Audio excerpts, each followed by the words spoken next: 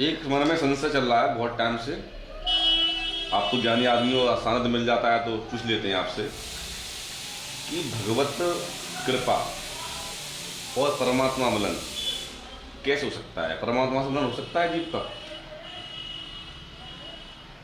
बहुत सुंदर प्रश्न किया है आपने कि परमात्मा से मिलन कैसे होगा। शास्त्रों के अनुसार ध्रुव जी महाराज भी परमात्मा से मिले, छोटी सी उम्र में मिले। जी। प्रहलाद जी भी परमात्मा से मिले, छोटी सी उम्र में मिले। जी। कुछ बाल्य अवस्था में ही मिलन हो गया परमात्मा से। परमात्मा से मिलने का केवल एक ही तरीका है, अपने आप की आत्मा को पवित्र रखना पड़ेगा।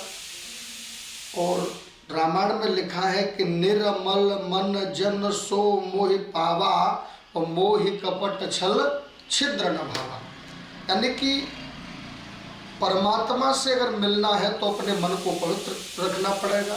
कभी दूसरे के बारे में आपको जो है बुरा नहीं सोचना है।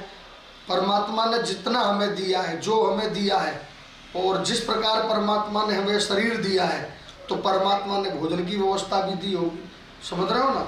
तो परमात्मा का मिलन केवल उसी व्यक्ति से परमात्मा का मिलन होता है जिसका मन पवित्र रहे और परमात्मा के प्रति भरोसा रहे कि भगवान है। जी, अपने मन में आपको सोचना पड़ेगा।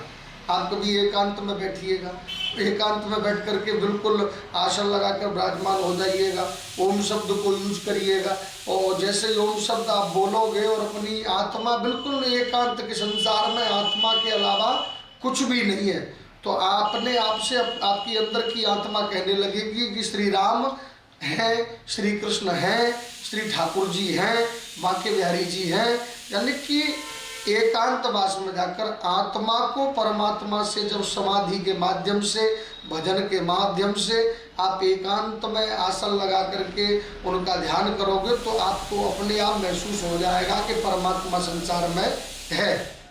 बोल बांके बिहारी लाल की जय। एक